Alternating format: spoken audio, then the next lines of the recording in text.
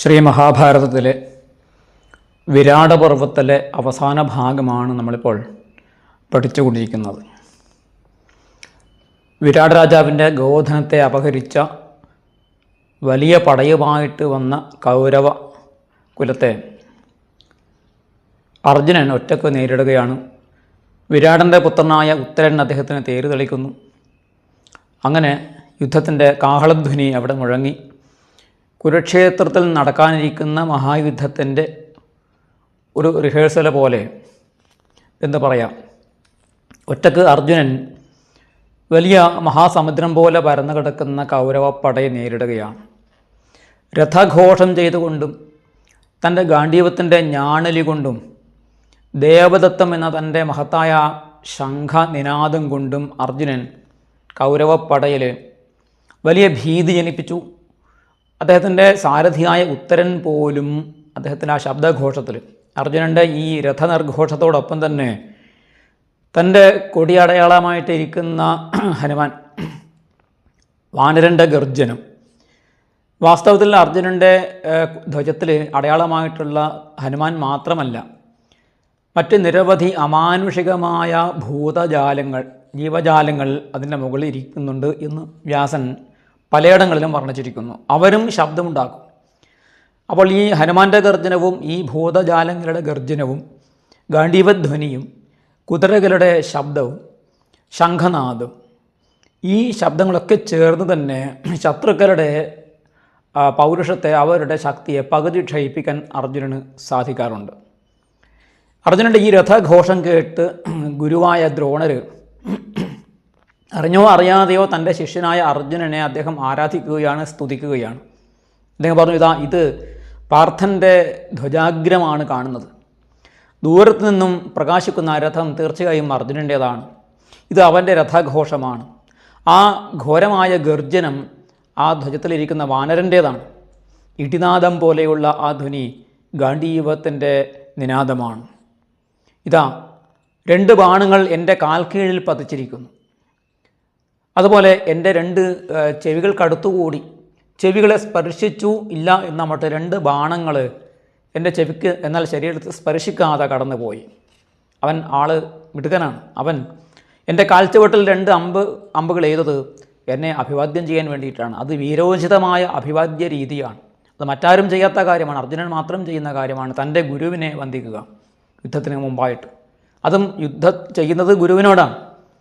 അതിൽ അർജുനന് യാതൊരു മടിയുമില്ല. കാരണം മഹാഭാരതത്തിൽ വ്യാസനും ഒക്കെ തന്നെ പലതവണ പറഞ്ഞിട്ടുണ്ട്, ഭീഷ്മർ തന്നെ പറഞ്ഞിട്ടുണ്ട്, ഗുരോരപ്യവലിപ്തസ്യ കാര്യാകാര്യം അജാനത ഉത്പഥം പ്രതിപന്നസ്യ കാര്യമേവ ഹി ശാസനം.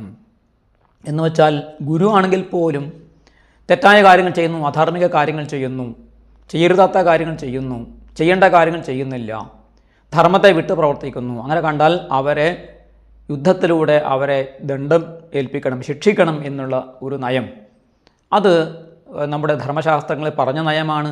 അതുകൊണ്ട് ഗുരുവാണെങ്കിലും യുദ്ധം ചെയ്യും, പക്ഷെ ആ ഗുരുവിനെ വന്ദിച്ചുകൊണ്ട്. ദ്രോണർ പറഞ്ഞു, എൻ്റെ ചെവിക്കടുത്തുകൂടി പാഞ്ഞു പോയ, തൊട്ടില്ല എന്ന മട്ടിൽ പാഞ്ഞു പോയ ഈ രണ്ട് അസ്ത്രങ്ങൾ കൊണ്ട് അവൻ എന്നോട് യുദ്ധം ചെയ്യാനുള്ള അനുവാദം ചോദിക്കുകയാണ്. ഈ യുദ്ധമര്യാദ അർജുനൻ മാത്രമേ കാണിക്കാറുള്ളൂ. ഞാൻ ദീർഘകാലമായി അവനെ കാണാതെ വിഷമിക്കുകയായിരുന്നു. ഇന്ന് അവനെ കാണാൻ സാധിച്ചു. അവൻ പ്രജ്ഞാവാനാണ്, ബുദ്ധിമാനാണ്, അവൻ ബാന്ധവപ്രിയനാണ്, ബന്ധുക്കളോട് സ്നേഹമുള്ളവനാണ്. അതീവ ജ്വലതോ ലക്ഷ്മിയാ പാണ്ഡുപുത്രോ ധനഞ്ജയ. 13 വർഷത്തെ വനവാസം കൊണ്ട് അവൻ്റെ ആ ഐശ്വര്യം, അവൻ്റെ ലക്ഷ്മി 10 മടങ്ങ് ജ്വലിച്ചുകൊണ്ട് അവൻ വന്നിരിക്കുന്നു. ധനഞ്ജയനായ പാണ്ഡുപുത്രൻ വന്നിരിക്കുന്നു. അവൻ്റെ രസത്തിൻ്റെ ആ ഒരു വരവിൻ്റെ ഗാംഭീര്യം എന്താണ്? രഥീ ശരീ ചാരുതലീ നിഷംഗി ശംഖീ പതാകീ കവചീ കിരീടി ഖഡ്ഗീ ച ധന്വീ ച വിഭാതി പാർത്ഥ ശിഖീ വ്രത സൃഗ്ഭിരിവാജ്യസിക്ത.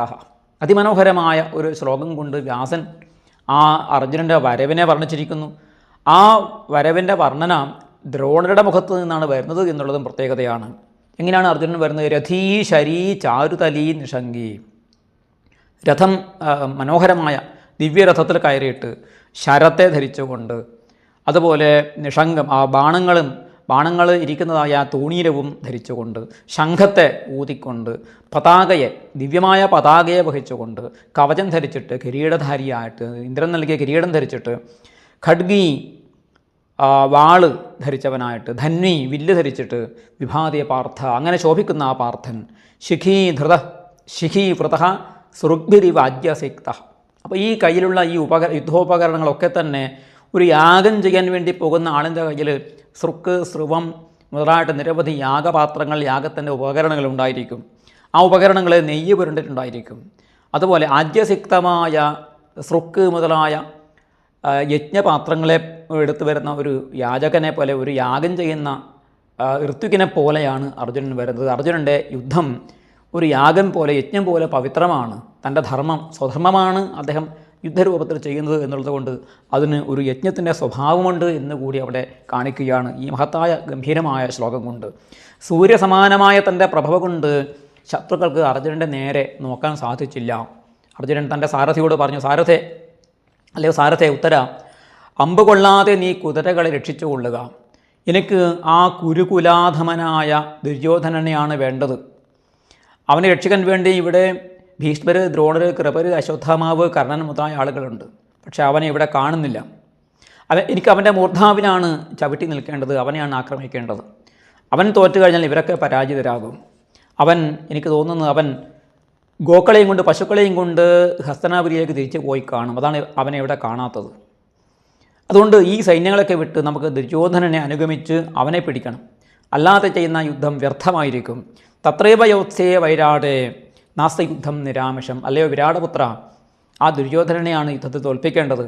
നിരാമിഷമായ യുദ്ധം, നിഷ്ഫലമായ യുദ്ധം ഞാൻ ചെയ്യാറില്ല, വ്യർത്ഥമായ യുദ്ധം ഞാൻ ചെയ്യാറില്ല, വെറുതെ അമ്പുകൾ ചെലവഴിക്കാറില്ല, അനാവശ്യമായിട്ട് യുദ്ധം ചെയ്യാറില്ല. അർജുനൻ്റെ യുദ്ധം ചെയ്യുന്ന സമയത്ത് അദ്ദേഹം കാണിക്കുന്ന നീതിബോധവും വിവേകവുമാണ് ഇവിടെ കാണിക്കുന്നത്. അങ്ങനെ ഭീഷ്മരുടെ പ്ലാൻ എ പൊളിഞ്ഞു. എന്താണ്? കൗരവ സൈന്യത്തെ 4 വിഭജിച്ച് അതിൽ ഒരു വിഭാഗം ഹസ്തനപുരിയിലേക്ക് പോവുക, ഒരു വിഭാഗം ഗോക്കളെ തെളിച്ച് കൊണ്ടുപോവുക, ഒരു വിഭാഗം മാത്രം യുദ്ധം ചെയ്യുക എന്നൊക്കെയുള്ള അദ്ദേഹത്തിൻ്റെ ഒരു പ്ലാൻ ഉണ്ടായിരുന്നു, ആസൂത്രണം ഉണ്ടായിരുന്നു. ആസൂത്രണം അർജുനൻ മണത്തറിഞ്ഞു. അതോടുകൂടി ആ പ്ലാൻ പൊളിഞ്ഞു. ഉത്തരൻ തേര് ദുര്യോധനൻ്റെ നേരെ വിടുകയാണ്. ഇത്രയും വലിയ സൈന്യത്തെ വിട്ട് ദുര്യോധനനെ അനുഗമിക്കാൻ ചെല്ലുന്ന ആ പാർത്ഥനെ കണ്ടിട്ട് കൃപാചാര്യർ പറഞ്ഞു, അർജുനൻ ഇതാ ദുര്യോധനൻ്റെ പിറകെ പോയിരിക്കുന്നു, നാം അങ്ങോട്ടാണ് പോകേണ്ടത്. അതിക്രുദ്ധനായ അവനെ തളക്കാൻ സഹസ്രാക്ഷനായ ഇന്ദ്രനും ദേവകീസുതനായ ശ്രീകൃഷ്ണനും മകനോടൊപ്പം ചേർന്ന ദ്രോണരും മാത്രമേ ഉള്ളൂ, മറ്റാർക്കും തളക്കാൻ സാധിക്കുകയില്ല. ഹേനം അതിസംക്രുദ്ധമേകോ യുദ്ധേത സംയുഗേ, ഒറ്റക്ക് അവനോട് നേരിടാൻ മറ്റാരുമില്ല. അന്യോ ദേവാത് സഹസ്രാക്ഷാത് കൃഷ്ണാത്വാ ദേവകീസുതാത് ആചാര്യശ്ച സപുത്രാദ്വാ ഭാരദ്വാജാത് മഹാരഥാത്. ഞാൻ ശ്ലോകം ഉദ്ധരിക്കുന്നത്, ഞാൻ പറയുന്നത് അർജുനനെ വെറുതെ പുകഴ്ത്താൻ വേണ്ടിയിട്ടല്ല. ശത്രുക്കളെ പോലും പുകഴ്ത്തുന്ന വീര്യം, ശൗര്യം അത് അർജുനന് ഉണ്ട് എന്ന് കാണിക്കാനുള്ള, അതിനെ സമർത്ഥിക്കാനുള്ള ശ്ലോകങ്ങളാണ് ഇവിടെ ഉദ്ധരിക്കുന്നത്. ഗോധനത്തെ നമ്മൾ നേടിയിട്ട് എന്ത് കാര്യം? ദുര്യോധനനെയാണ് രക്ഷിക്കേണ്ടത്. അർജുനനാകുന്ന ജലത്തിൽ മുങ്ങാൻ പോകുന്ന ദുര്യോധനനെ നമ്മൾ എങ്ങനെയെങ്കിലും രക്ഷിച്ചേ പറ്റൂ എന്ന് കൃപാചാര്യർ വിളിച്ചു പറഞ്ഞു.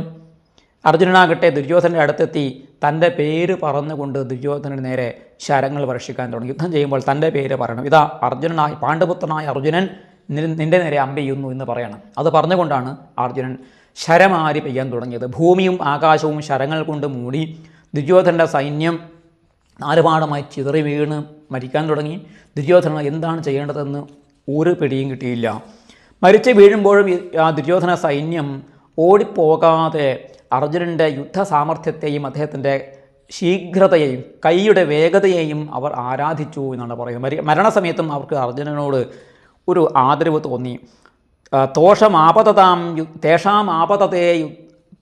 ആപതതാം യുദ്ധേ നാപയാനേ ഭവന്മതി ശീഘ്രത്വമേവ പാർത്ഥസ്യ പൂജയന്തി സ്മ ചേതസ. കരവേഗത്തെ അവർ പൂജിച്ചു. മരിക്കുന്ന സമയത്തും അർജുനൻ ശംഖ് വിളിച്ചു, ധനുഘോഷം ചെയ്തു. ധ്വജേ ഭൂതന്യചോതയിൽ തൻ്റെ ധ്വജത്തിലിരിക്കുന്ന ആ വാനരശ്രേഷ്ഠനെയും അവിടെ ഇരിക്കുന്ന മറ്റ് ജീവജാലങ്ങളെയും ഉത്തേജിപ്പിച്ചുകൊണ്ട് അവരും ഘോരമായ ശബ്ദമുണ്ടാക്കി. എല്ലാവരും ചേർന്ന് വലിയ ഘോരമായ ശബ്ദമുണ്ടാക്കി. ഇതിനിടയിൽ ദുര്യോധനൻ അസ്തപ്രജ്ഞനായി നിൽക്കുന്ന സമയത്ത് ദുര്യോധനൻ്റെ നിയന്ത്രണത്തിലുള്ള ഗോക്കളൊക്കെ തന്നെ വടക്കോട്ട് തെളിച്ചു കൊണ്ടുപോകുന്ന ഗോക്കളൊക്കെ തന്നെ തെക്കോട്ട് മത്സ്യദേശത്തേക്ക് ഓടിപ്പോവുകയും ചെയ്തു. ആ മൃഗങ്ങൾ, പശുക്കൾ അവരവരുടെ യജമാനൻ്റെ അടുത്തേക്ക് ഗന്ധം കൊണ്ട് അവർക്ക് അറിയാൻ സാധിക്കും. അവരവരുടെ തൊഴുത്തിലേക്ക് പോകാൻ എന്ന വണ്ണം വിരാട് രാജ്യത്തേക്ക് തിരിച്ചു പോവുകയും ചെയ്തു. അങ്ങനെ ഒരു നിമിഷം കൊണ്ട് തന്നെ അർജുനൻ വാസ്തവത്തിൽ വിരാട രാജാവിൻ്റെ ഗോക്കളെ ജയിച്ചു നേടി. പക്ഷേ ഇനി ദുര്യോധനനെയും മറ്റ് സൈന്യങ്ങളെയും അദ്ദേഹത്തിന് നേരിടേണ്ടി വരും. കാരണം അവരെ പ്രതിരോധിക്കേണ്ടതുണ്ട്. അപ്പോഴേക്കും ദുര്യോധനനെ രക്ഷിക്കാൻ വേണ്ടിയിട്ട് കൃപാചാര്യരുടെ നേതൃത്വത്തിൽ ആ കൗരവപട വന്നു ചേർന്നു. അപ്പോൾ അർജുനൻ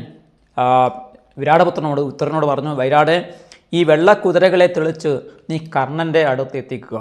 ദുര്യോധനൻ്റെ ആശ്രയം കൊണ്ട് അഹന്ത വർദ്ധിച്ചിരിക്കുന്ന അവനെ എനിക്ക് നേരിടേണ്ടതുണ്ട്, അവനെ കൈകാര്യം ചെയ്യേണ്ടതുണ്ട് എന്ന് പറഞ്ഞു. കർണൻ്റെ അടുത്ത് പോകുമ്പോഴേക്കും കർണനെ രക്ഷിക്കാൻ വേണ്ടിയിട്ട് കർണൻ്റെ അനുജനായ സംഗ്രാമജിത്ത് എന്ന് പറയുന്ന കർണൻ്റെ സഹോദരനും സൂതപുത്രനാണെങ്കിൽ പോലും അദ്ദേഹം യഥാർത്ഥ സൂതപുത്രനായ അദ്ദേഹം പോലും യുദ്ധത്തിൽ പങ്കെടുക്കുന്നുണ്ട്. ഇവിടെ ക്ഷത്രിയനല്ല എന്ന് കരുതിയിട്ട് ആരെയും മാറ്റി നിർത്തുന്നില്ല. സംഗ്രാമജിത്തും അതുപോലെ ശത്രുതപൻ എന്നിങ്ങനെ 2 പേര് അർജുനനെ തടഞ്ഞു. അതിനു മുമ്പ് അർജുനനെ വികർണൻ തടഞ്ഞിരുന്നു. വികർണൻ്റെ ധ്വജം അർജുനൻ തകർത്തു, കുതിരകളെ കൊന്നു കളഞ്ഞു, വില്ല് മുറിച്ച് കളഞ്ഞു. വികർണൻ ജീവനം കൊണ്ട് അവിടെ നിന്ന് ഓടിപ്പോയി. അതിനുശേഷമാണ് സംഗ്രാമജിത്തും ശത്രുതപനും അർജുനനെ നേരിടുന്നത്. ആ യുദ്ധത്തിൽ ശത്രുതപനെയും സംഗ്രാമജിത്ത് എന്ന കർണൻ്റെ അനുജനെയും അർജുനൻ വധിച്ചു. സുവർണ കാഷ്ണായസ വർമ്മനദ്ധ നാഗായഥാ ഹൈമവതാഹ പ്രവൃദ്ധാഹ തഥാസ ശത്രുൻ സമരേ വിജിഘ്നൻ ഗാണ്ഡീവധന്വാ പുരുഷപ്രവീര. വ്യാസഭഗവൻ ഇവിടെ ആവേശം മൂത്ത് വൃത്തം മാറ്റിയിട്ട് അദ്ദേഹം ഇന്ദ്രവജ്ര, ഉപേന്ദ്രവജ്ര മുതലായിട്ടുള്ള മറ്റ് വൃത്തങ്ങളിലാണ് ഈ യുദ്ധത്തെ വർണ്ണിക്കുന്നത് എന്നുള്ളതും സവിശേഷതയാണ്. അത് വ്യാസൻ്റെ ഒരു രചനാശൈലിയുമാണ്. അഗ്നി കാടിനെ നശിപ്പിക്കുന്നത് പോലെ കർണൻ്റെ സൈന്യത്തെ നശിപ്പിച്ചപ്പോൾ ക്രുദ്ധനായ കർണൻ തൻ്റെ സഹോദരൻ മരിച്ചത് കണ്ട് ക്ഷുഭിതനായിട്ട് അർജുനൻ്റെ നേരെ ചാടി വീഴുകയും 12 ശരങ്ങൾ അർജുനൻ്റെ നേരെ എയ്തു.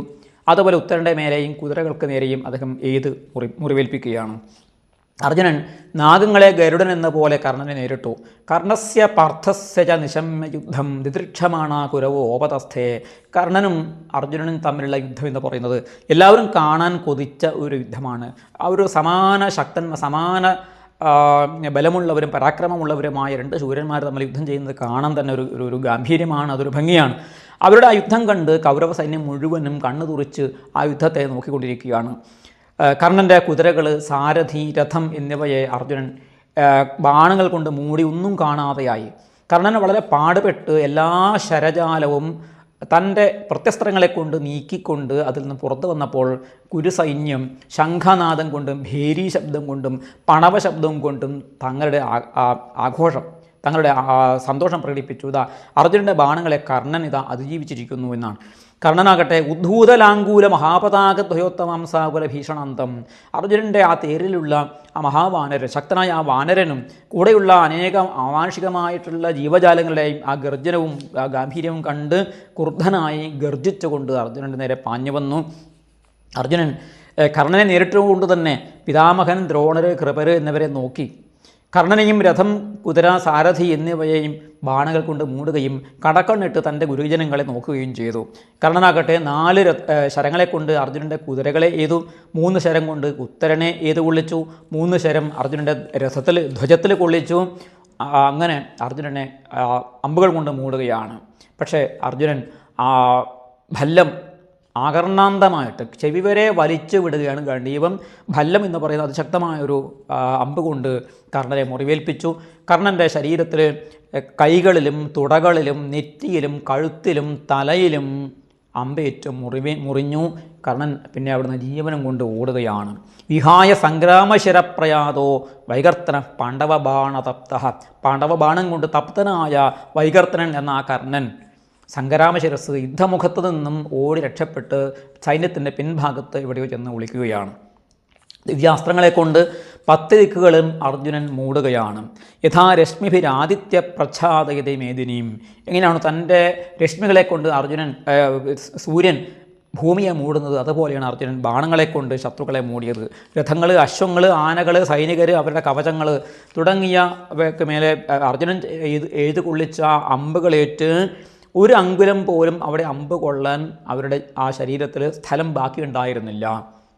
എഴുത്തച്ഛൻ പറഞ്ഞതുപോലെ അമ്പ് കൊള്ളാത്തവരില്ല കുരുക്കളിൽ എന്ന് പറഞ്ഞതുപോലെ അവരുടെ ശരീരത്തിൽ അമ്പ് കൊള്ളാൻ ഇനി ഒരു ഇഞ്ച് സ്ഥലം പോലും ബാക്കിയുണ്ടായിരുന്നില്ല. അത്രയധികം അമ്പുകളെ കൊണ്ട്, ലക്ഷാവധി വരുന്ന അമ്പുകളെ കൊണ്ട് മൂടി. ദിവ്യയോഗച്ച പാർത്ഥസ്യ ഹയാനാം ഉത്തരസ്യ ച, അതിൽ അർജുനൻ്റെ ദിവ്യയോഗം കൊണ്ട് കൂടിയാണ് ഈ അമ്പുകൾ ഇങ്ങനെ അതിവേഗം ഏത് കൊള്ളിക്കാൻ അദ്ദേഹത്തിന് സാധിച്ചത്. അതുപോലെ ഹയാനാം ഉത്തരസ്യ ച, ഉത്തരൻ്റെ ഈ ഹയവേഗം അദ്ദേഹം തേര് തെളിക്കുന്നതിൽ തൻ്റെ സാമർഥ്യം കാണിച്ചു. അതും ഒരു അത്ഭുതമായി. ഉത്തരൻ അതുവരെ ഭയചകിതനായിട്ടിരുന്ന ഉത്തരന് അപാരമായ ഒരു ശക്തിയും സാമർഥ്യവും കാണിക്കാൻ സാധിച്ചു. ആനകളുടെ ശരീരഭാഗങ്ങൾ ചിന്നിച്ചിതറിക്കിടന്നു.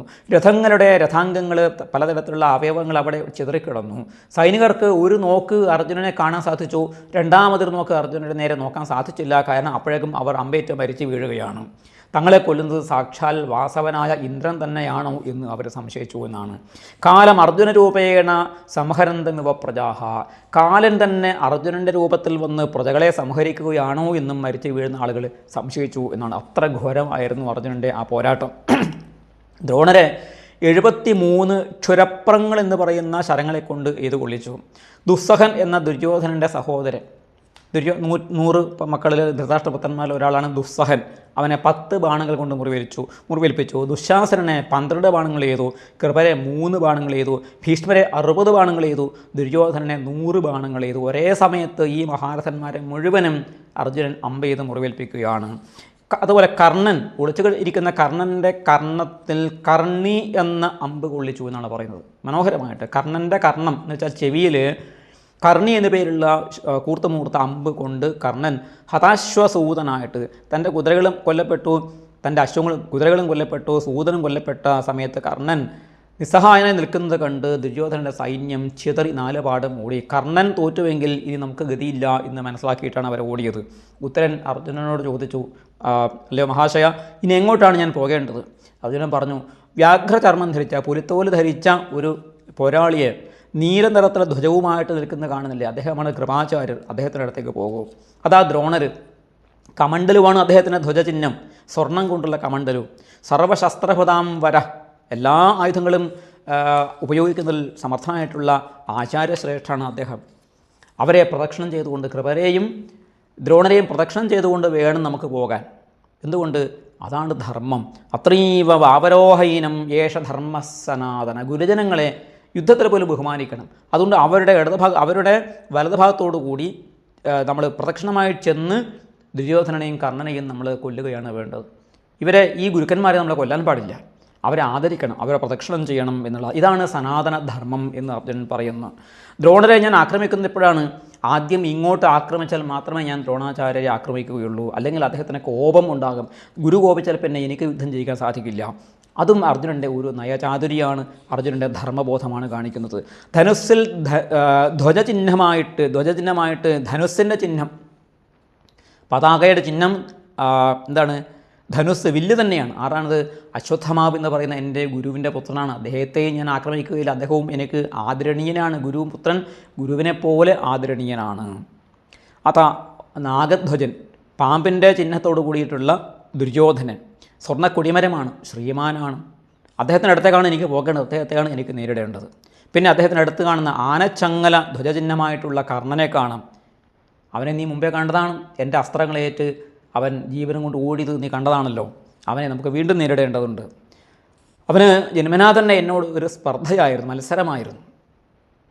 അവനെ നമുക്ക് നേരിടണം. പിന്നെ നീലധ്വജം, നീലവർണ്ണത്തിലുള്ള ധ്വജം, അതിൽ താലചിഹ്നം, താലമെന്ന് വെച്ചാൽ പനവൃക്ഷവും 5 നക്ഷത്രങ്ങളും ചേർന്ന ആ കൊടിയടയാളത്തോട് കൂടിയിട്ട് സൂര്യനെ പോലെ ശോഭിക്കുന്ന, ചന്ദ്രാർക്കന്മാരെ പോലെ ശോഭിക്കുന്ന കവചവുമായിട്ട് സ്വർണം കൊണ്ടുള്ള ശിരസ്ത്രാണം ധരിച്ചിരിക്കുന്ന ആളാരാണെന്ന് അറിയാമോ? അദ്ദേഹം എൻ്റെ വന്ധ്യ പിതാമഹനാണ്. അദ്ദേഹം ശാന്തനവനാണ്, ചന്ദ്രപുത്രനാണ്. അദ്ദേഹം യുദ്ധത്തിൽ നിൽക്കുമ്പോൾ എൻ്റെ മനസ്സ് തപിക്കുകയാണ്. കാരണം എന്താണ്? അദ്ദേഹത്തോടാണ് ഞാൻ യുദ്ധം ചെയ്യേണ്ടത്. അച്ഛനെ പോലെ മുത്തച്ഛനായിട്ട് ഞാൻ സ്നേഹിച്ച, എന്നെ വളർത്തി വലുതാക്കിയ ആ വൃദ്ധപിതാമഹൻ എനിക്കെതിരെ നിൽക്കുന്നു എന്നുള്ളത് എൻ്റെ മനസ്സിനെ ദുഃഖിപ്പിക്കുന്നു. പക്ഷെ അദ്ദേഹം ദുര്യോധന പക്ഷത്താണ് നിൽക്കുന്നത്. യുദ്ധത്തിൽ അദ്ദേഹത്തോട് പോരാടാതിരിക്കാൻ യാതൊരു നിർവാഹവുമില്ല എന്ന് ദുഃഖത്തോടെ അർജുനൻ പറഞ്ഞു. അദ്ദേഹം എനിക്ക് വിഘ്നമാകാത്ത വിധം കൗരവരെ നമുക്ക് നേരിടാം. കൃപരുടെ സമീപത്തെത്തി. കൃപർ അർജുനനെ വിട്ടില്ല. പ്രദക്ഷിണം ചെയ്ത് പോകാൻ തുനിഞ്ഞ അർജുനനെ തടഞ്ഞുകൊണ്ട് കൃപർ യുദ്ധം ചെയ്തു. ഘോരമായ യുദ്ധമുണ്ടായി. കൃപരും അർജുനനും തമ്മിലുള്ള യുദ്ധം കാണാൻ വേണ്ടി ആകാശത്തിൽ വിമാനങ്ങൾ, ദിവ്യവിമാനങ്ങളിൽ ഇന്ദ്രാദി ദേവന്മാർ, 33 ദേവന്മാർ, ആകെ ദേവന്മാരുടെ എണ്ണം 33 എന്ന് മഹാഭാരതം പറയുന്നു. ആ 33 ദേവന്മാരും വന്നു. കൂടാതെ ഗന്ധർവന്മാർ, യക്ഷന്മാർ, കിന്നരന്മാർ, രാക്ഷസന്മാർ, സർപ്പങ്ങൾ, പിതൃക്കൾ, മഹർഷിമാർ ഇവരും വന്നു ചേർന്നു. അതുപോലെ സ്വർഗത്തിലിരിക്കുന്ന മഹാരാജാക്കന്മാർ, വീരന്മാരായിട്ടുള്ള അർജുനൻ്റെ പൂർവികന്മാരായിട്ടുള്ള ആളുകൾ, വസുമനസ്, അഷ്ടകൻ, ശിബി, യയാതിയുടെ അച്ഛനായ നഹുഷൻ, ഗയൻ, മനു, പൂരു രാജാവ്, രഘു എന്ന് പറയുന്ന സൂര്യവംശ രാജാവാണ്, സഗരൻ എന്ന സൂര്യവംശ രാജാവ്, നളമഹാരാജാവ്, ഭാനു എന്ന രാജാവ്, ഈ രാജാക്കന്മാരൊക്കെ തന്നെ ആകാശമാർഗത്തിൽ വന്ന് യുദ്ധം കാണുകയും അവരൊക്കെ യോദ്ധാക്കളിൽ പുഷ്പമാല്യങ്ങളും ദിവ്യഗന്ധങ്ങളും വിതറുകയും ചെയ്തു. യുദ്ധം ചെയ്യുന്ന ആളുകളെ അവർ അഭിനന്ദിക്കുകയാണ്. കാരണം ക്ഷത്രിയന്മാരുടെ സ്വധർമ്മം അനുഷ്ഠിക്കുകയാണ്. ഉത്തരൻ ഭയരഹിതനായിട്ട് സമർത്ഥമായി തേരോടിച്ചു, കൃപരെ പ്രദക്ഷിണം ചെയ്തു. അർജുനൻ ദേവദത്തം എന്ന ശംഖ് വിളിച്ചുകൊണ്ട് കൃപരെ നേരിട്ടു. നിശിതമായ ബാണങ്ങൾ അന്യോന്യം കൃപരും അർജുനനും പ്രയോഗിച്ചു. 4 ശരങ്ങളെ കൊണ്ട് കൃപരുടെ കുതിരകളെ അർജുനൻ കൊന്നുകളഞ്ഞു. കൃപര് രഥം തകർന്ന് താഴെ വീണിരിക്കുന്ന കൃപരെ അർജുനൻ പിന്നെ നേരിട്ടില്ല. പക്ഷേ കൃപര് നേരെ ചാടി എഴുന്നേറ്റ് വീണ്ടും രഥത്തിൽ ചാടിക്കയറി. അപ്പോൾ അർജുനൻ അദ്ദേഹത്തിൻ്റെ കവചം എയ്ത് മുറിക്കുകയും ശരീരം മുറിക്കാതിരിക്കുകയും ചെയ്തു. ശരീരം മുറിവേൽപ്പിക്കാതിരുന്നു. കാരണം തൻ്റെ ഗുരുനാഥനാണ്. കൃപരുടെ വില്ലുകൾ തുടർച്ചയായി മുറിച്ചുകൊണ്ടേയിരുന്നു. ഓരോന്നോരോന്ന് അദ്ദേഹം എടുക്കുമ്പോഴും ആ വില്ലുകളൊക്കെ അദ്ദേഹം മുറിച്ചുകൊണ്ടിരുന്നു. കൃപർ അദ്ദേഹത്തിനെതിരെ ശക്തി പ്രയോഗിച്ചു, ഒരു വേല് പ്രയോഗിച്ചു. ആ വേലിനെ 10 ആയി ഖണ്ഡിച്ച് വീഴ്ത്തുകയും ചെയ്തു. പിന്നീട് ഒരു ശരം കൊണ്ട് അദ്ദേഹത്തിൻ്റെ രഥത്തിൻ്റെ യുഗം എന്ന് പറയുന്ന രഥത്തിൻ്റെ ആ ഒരു സ്പെയർ പാർട്ട് അദ്ദേഹം തകർത്ത് കളഞ്ഞു. 4 ശരങ്ങളെ കൊണ്ട് കുതിരകളെ കൊന്നു, 1 ശരം കൊണ്ട് സാരഥിയെ കൊന്നു, 3 ശരങ്ങളെ കൊണ്ട് ആ അദ്ദേഹത്തിൻ്റെ രഥത്തിൻ്റെ വേണു നശിപ്പിച്ച് കളഞ്ഞു, 2 ശരങ്ങളെ കൊണ്ട് അക്ഷം തകർത്ത് കളഞ്ഞു, 1 ശരം കൊണ്ട് ധ്വജം തകർത്തു, 1 ശരം കൃപരുടെ മാറിലും അദ്ദേഹം കൊള്ളിച്ചു. കൃപര് വിവശനായി തൻ്റെ കയ്യിലുള്ള ഗദ അർജുനൻ്റെ നേരെ എറിഞ്ഞു. ആ ഗദയെ അർജുനൻ തൻ്റെ ശക്തമായ അമ്പ് കൊണ്ട് അതിനെ തിരിച്ചു വിട്ടു. കൗരവ സൈന്യത്തിന് നേരെ തന്നെ ആ ഗദയും പാഞ്ഞു ചെന്നപ്പോൾ എല്ലാവരും നിരാശരായി നിസ്സഹായരായി നിന്നു. കൗരവ സൈന്യം തന്നെ ഏറെ പേര് ഒരുമിച്ച് കൂടി കൃപാചാര്യനെ